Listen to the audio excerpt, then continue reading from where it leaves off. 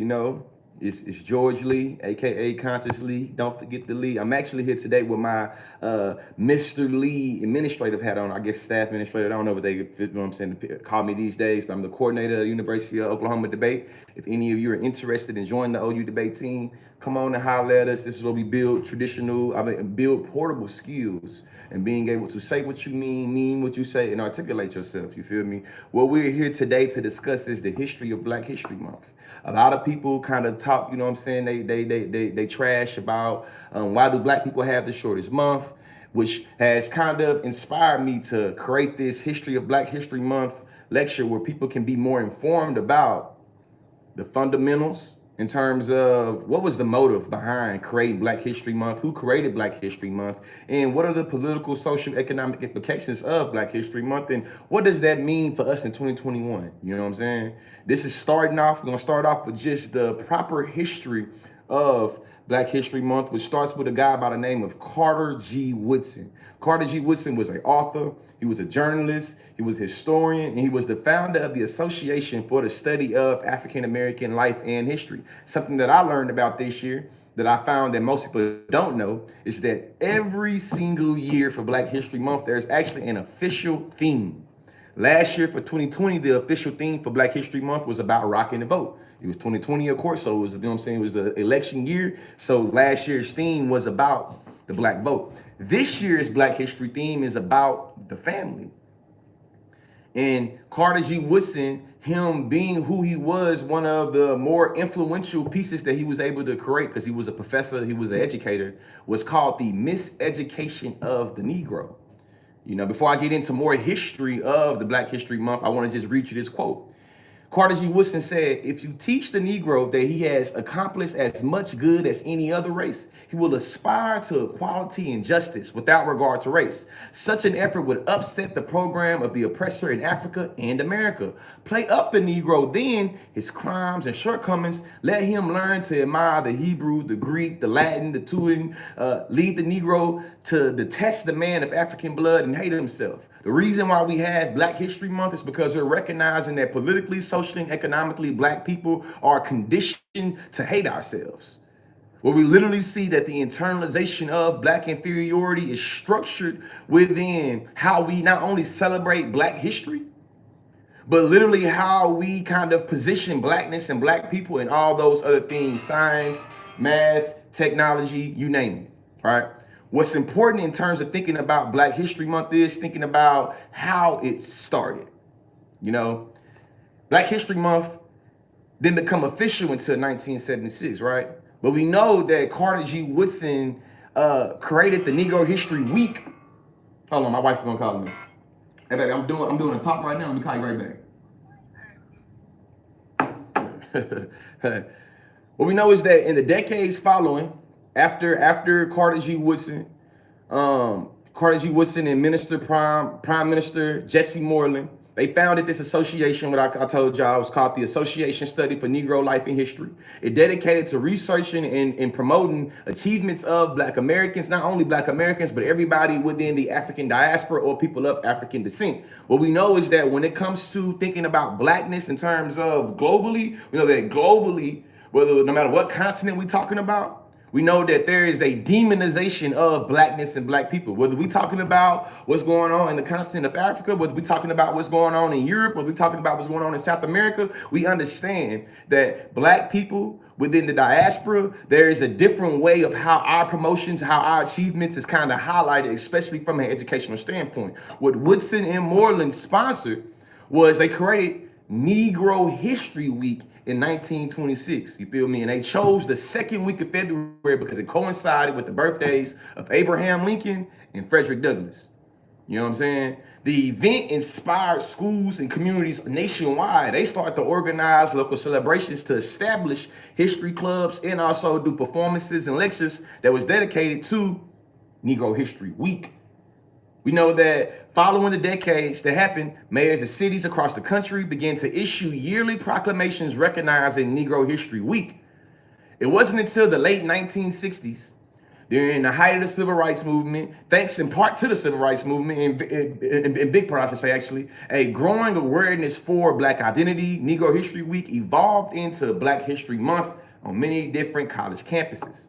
It wasn't though until Gerald Ford, who officially recognized Black History Month in 1976, that it became official, right? I'm somebody that's big in social media, and I like my social media presence, and I like being able to get into critical dialogue, you know what I'm saying, based off of what I do and how I do on social media, right? What I found and peep game on is that I was asked a question about African American vernacular English, Ebonics, slang, whatever you want to call it, right? And what I was asked was, as an educator, how can I normalize African American vernacular English? The reason why I'm bringing this up right now is because I think that the relationship that AAVE, African American Vernacular English, has to mainstream illustrates the relationship that Black people have to the world and Black history have to the bigger, broader understanding of history, right? We know that, typically speaking, when Black people speak a particular way, it is seen as being uneducated, it's seen as being unintellectual, it's seen as being ahistorical, it's seen as being apolitical. What we recognize, though, is that when people of the mainstream start to be like, well, in general, I think you Negroes can't speak that well, but you Negroes that came from New Orleans, Hot Boys, Lil Wayne, y'all, every other way that y'all speak, we still gonna say it is illegitimate and not credible, but you said something bling bling that had a little catchiness to it. This is what we're gonna do. We're gonna still say the way that you speak in broad is still some illegitimate BS, but we're gonna say that that word bling bling has a little bit of value because we see the value in it. And because we see the value in it, now we can say this word has value. We see that when it comes to African American vernacular English, literally the linguistic rhetorical ways in which African American people use our tongues, we see that when we use our tongues in a way to express ourselves, typically it's seen as stigmatized, demonized, criminalized, uneducated, unintellectual, all those things. We see that when it gets to be incorporated, or when somebody in the mainstream see it as being legitimate, that's when it gets incorporated into the mainstream. And when it comes to Black History Month, we see that from 1926 to 1976, Black people were celebrating the contributions and achievements that we have done, not only in this country, but writ large within the world. It wasn't until mainstream white folks in 1976, specifically the president, decided that there was value in celebrating Black history, and thus now we have the month of Black history. The reason why I think this is important is because a lot of times we will give white supremacy too much power and thinking that, well, Black people always get the short end of the stick. And of course they would give us Black History Month in being February. I think that gives too much power to white supremacy and anti-Blackness, and it literally takes away the creative origins and the creative autonomy that Minister Moreland and Dr. Carter G. Woodson had when they was creating Negro History Month. You know what I'm saying? They did not have in mind thinking like, well, even though we're gonna call it Negro History Week, and we're going to celebrate this week being coincided with Abraham Lincoln's birthday and Frederick Douglass' birthday, we know that one day this week will become a month.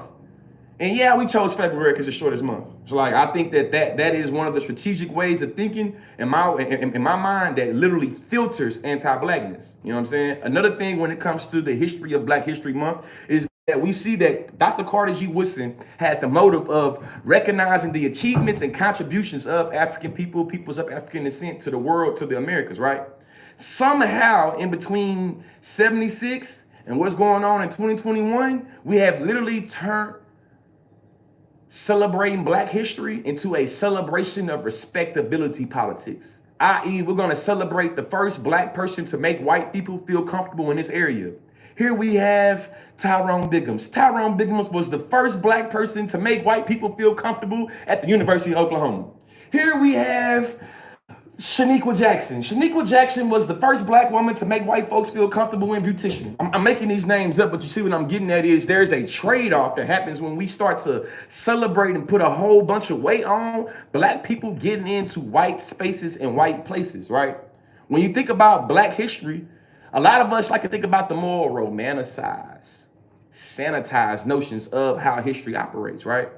We don't want to think about how when we had integration, segregation, how not saying segregation is good, but but still being critical on the impacts that integration had on black spaces and places, right? When we had integration, we seen that there was inherent value placed onto white institutions and to white systems. That made it where black people were willing to fight tooth and nail to get into these white systems and white institutions. The trade-off happened where we started to devalue spaces and places that black people have created for black people and start to hyper focus on what white folks has done and making it where, well, I know that I'm a good, I know that I have humanity if white folks recognize my humanity. If white people can't recognize my humanity, then I don't have any. You feel me? Somehow we start to celebrate inventors, cool, dope, but we can't pigeonhole black liberation, black progression into white acceptance. And if black history becomes celebrating black people that was accepted throughout history by white people, we're perpetuating white supremacy. We're creating different standards, and you know what I'm saying, being able to celebrate what it means to be excellent. What we know though, also along with Black History Month, is that it also becomes a celebration of black heteronormativity or black straightness. You know what I'm saying? In the African American community, from the East Coast to the West Coast to the Midwest, there is a lot of, for lack of better terms, excuse my boss up in here, but I say it like this, right? For lack of better terms, it's a lot of bullshit ass heteronormative notions that's going around that is able to push and justify erasing black LGBTQ contributions and structuring of black history, as well as disabled black people and how they understand, you know what I'm saying, contributing to black history, right? What we know is that the Bayard Rustins, the Marsha P. Johnsons, the Audre Lordes of the world, these are black people that's not straight, that were also able to contribute a lot to black independence, to black economic power, to black resistance. And we see that in 2021, a lot of folks believe that to be LGBTQ is some made up new shit. It's like, well, this is obviously an invention that's going on now, because growing up, there wasn't many people that identified as such. And because the many people that identified as such when I was growing up, this obviously showed it's made up. No, what happened is that this history has been suppressed. You know what I'm saying? We all know about the Million Man March. We all know about Martin Luther King, but we don't know about Bayard Rustin. Bayard Rustin was the mastermind, one of the major masterminds behind the Million Man March. Bayard Rustin just got posthumously, what they call the word, he got charged with something, right? You know what I'm saying? He got charged with, what did he get charged with? He got charged with like having gay sex in a car with two men, and he got criminal charges, right? What we recognize is that because Bayard Rustin was gay and black, white supremacists was able to use both of those identities against him to be able to demonize and take legitimacy from him. You feel me? I seen somebody on my YouTube just posted it was an agenda. You know what I'm saying? To me, because people so lost in the sauce and thinking that there is a actual gay agenda, and the gay agenda is not for gay folks to be left the hell alone, this shows me that we have to think very critically about the history of Black History Month. June is Pride Month. You feel me? Pride Month. You know what I'm saying? June is the month where people take pride in celebrating the contributions of LGBTQ presence and their identity in this country, and we don't see within the world, right? Marsha P. Johnson, a trans black woman, is one of the people that jumped off the Stonewall riots. They birthed, you feel me, the Pride Month, and it literally started from police brutality to black people. And Sylvia, you know what I'm saying? Sylvia was also a woman of color.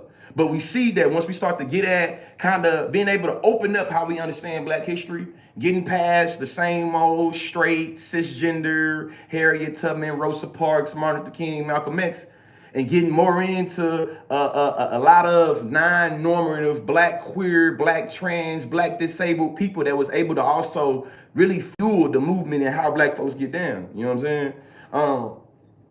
What I know is that James Baldwin, outside of race, is one of the greatest writers that America has ever produced.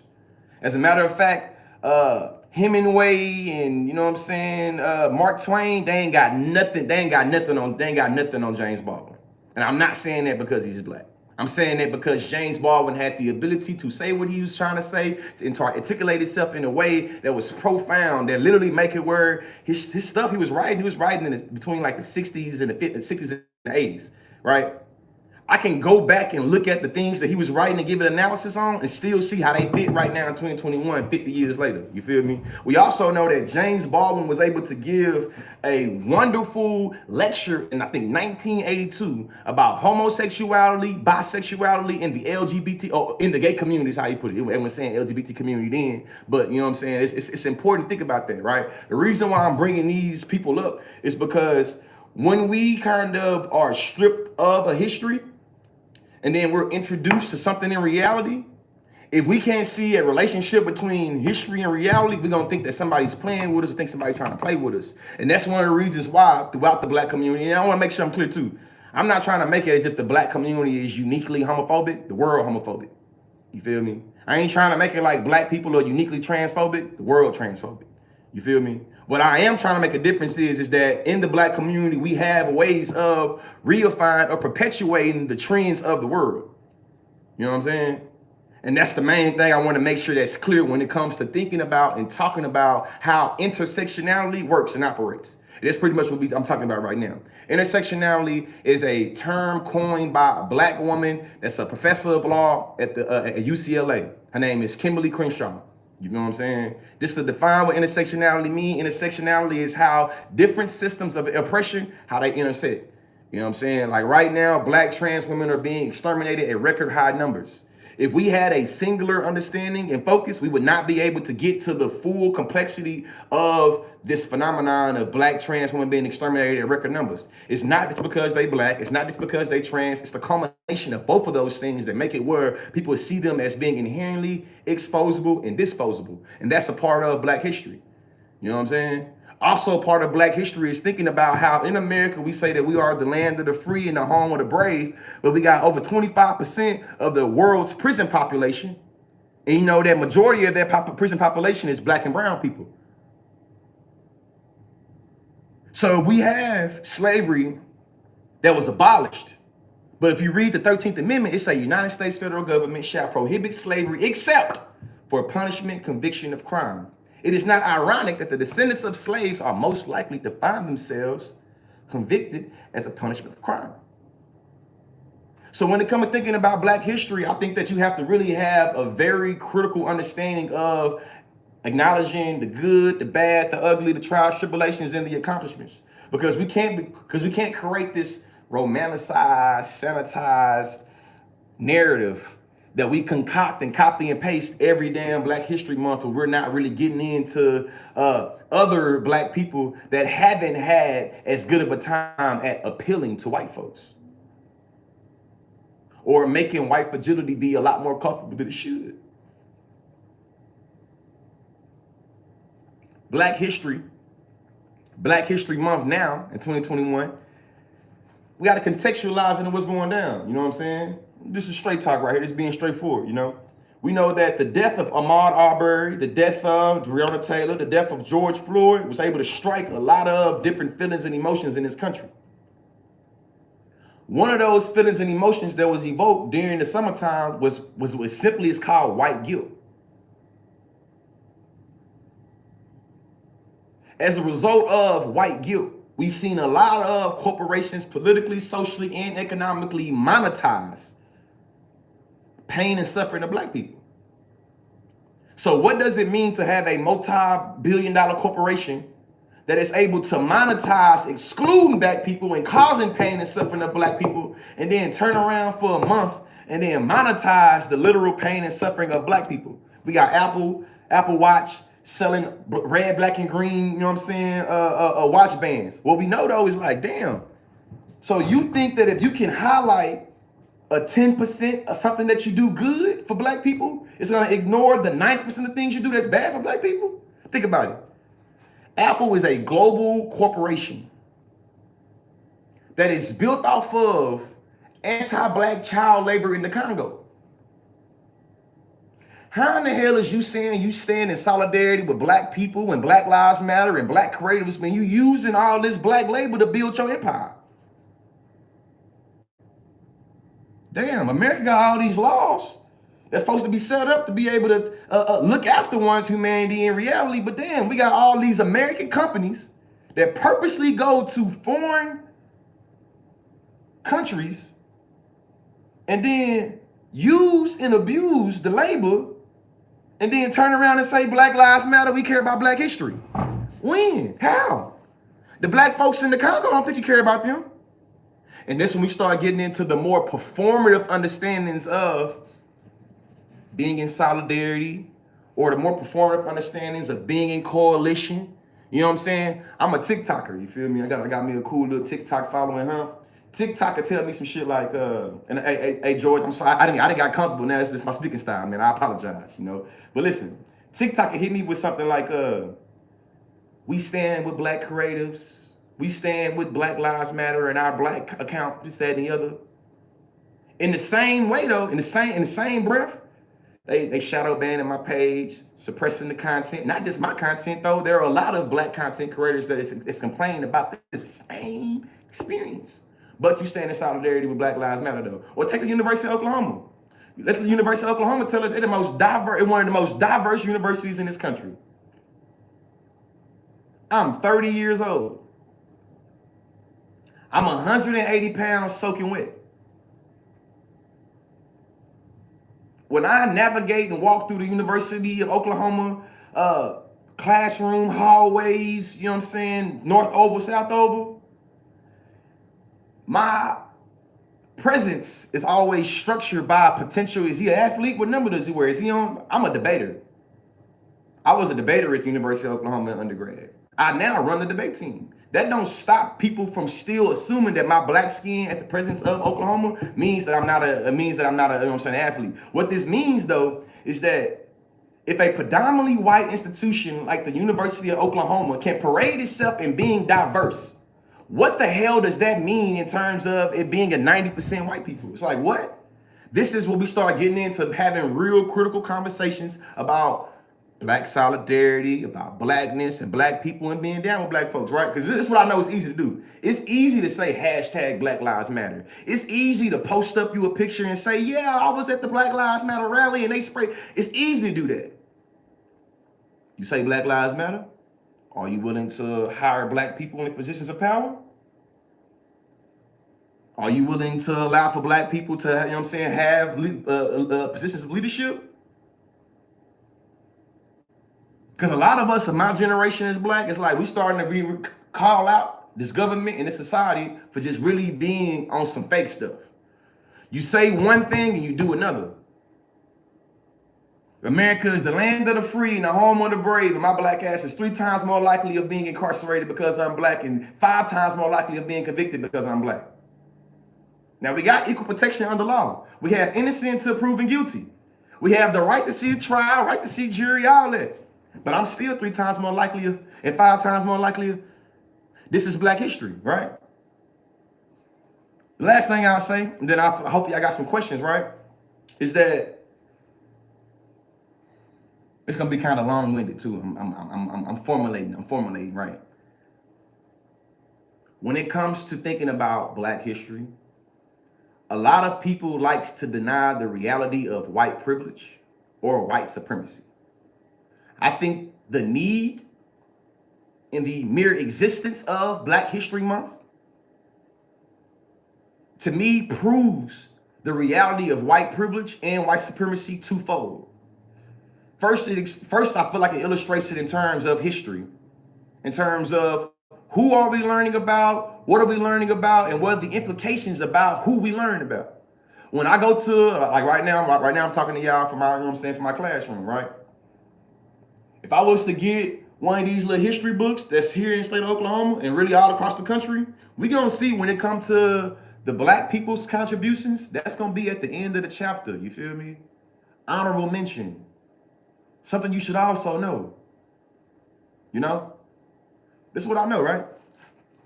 When I went to the University of Oklahoma and I got my undergraduate degree, it was an elective for me to choose to learn Black history. It was not an elective for me to understand American history, right? It's a lot of folks that get degrees from the University of Oklahoma and from universities across the globe. They ain't never got to learn nothing about Black history. That is not a part of the core curriculum. It's the elective. So if my history is the selective elective and your history is the necessary, I have to do it, this already start to show you what is valued and who is valued. History and education show us the real reality of white supremacy and white privilege, and showing you that the powers never want to be acknowledged. As a matter of fact, if a taxpayer in the state of Oklahoma came across my video, they probably have an issue and say, hey man, I don't want my tax dollars going to paying this black man speaking so unapologetically the way he's speaking and doing these kids like this. I want him to be fired. As a matter of fact, how I am on social media, I didn't have multiple videos sent to superintendents and principals and all that, right? My point is that when it comes to being proud or confident and knowing something, especially when it comes to black history, we see that backlash always gonna follow. And when it comes to you really being able to dive, my motto is education is elevation, research over me search. Don't take my word for nothing y'all done heard right here. You feel me? I'm hoping I've planted the seed and made it where you want to go and do your own research and be like, man, that league guy was lying or he was telling the truth. Don't take my word for it though. Here's my point.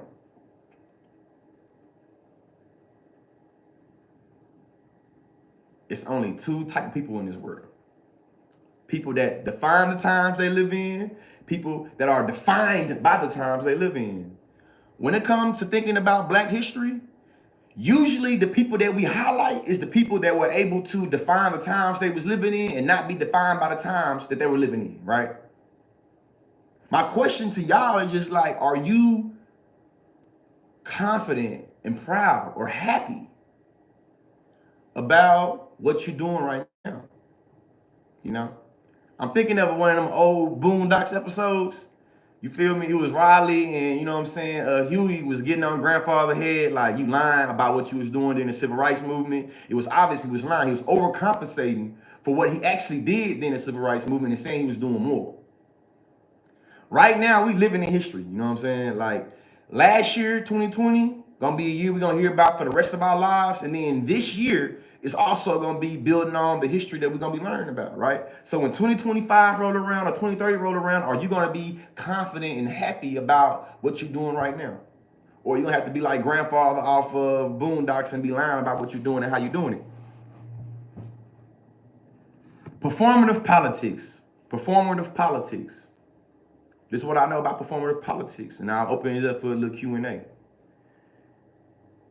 Is that you can front to be an apple, but when we squeeze you and orange juice come out, we know you was performing to be an apple and you really orange. A lot of people don't recognize in our reality, in our society, that's really how it go.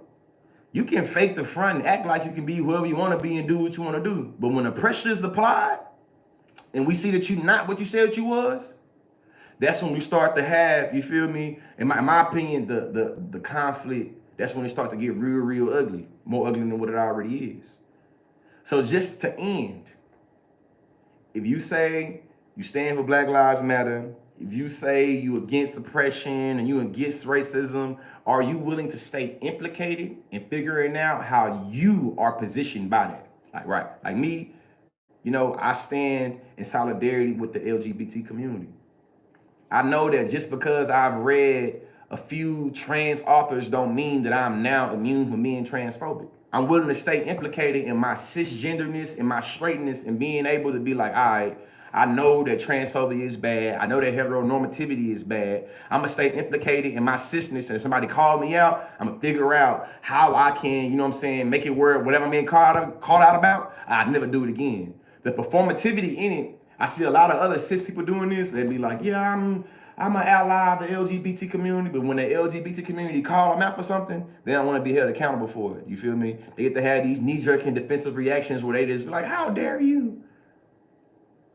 White people, the reason why I'm giving this example is because you don't want to be like that. You know what I'm saying? You don't want to think it's because you read Malcolm X's biography or you read some Frantz Fanon or you feel me, you got a few black friends that just mean you can be immune from getting in the way of progression of black people. Like I know even though I stand for the progression of the LGBT community, I'm conscious of how I can get in the way of progression of the LGBT community. I think a lot of white people, especially white liberals, are not willing to do the work to figure out how you get in the way of progression of black people, though you say you're for the progression of black people. You know what I'm saying?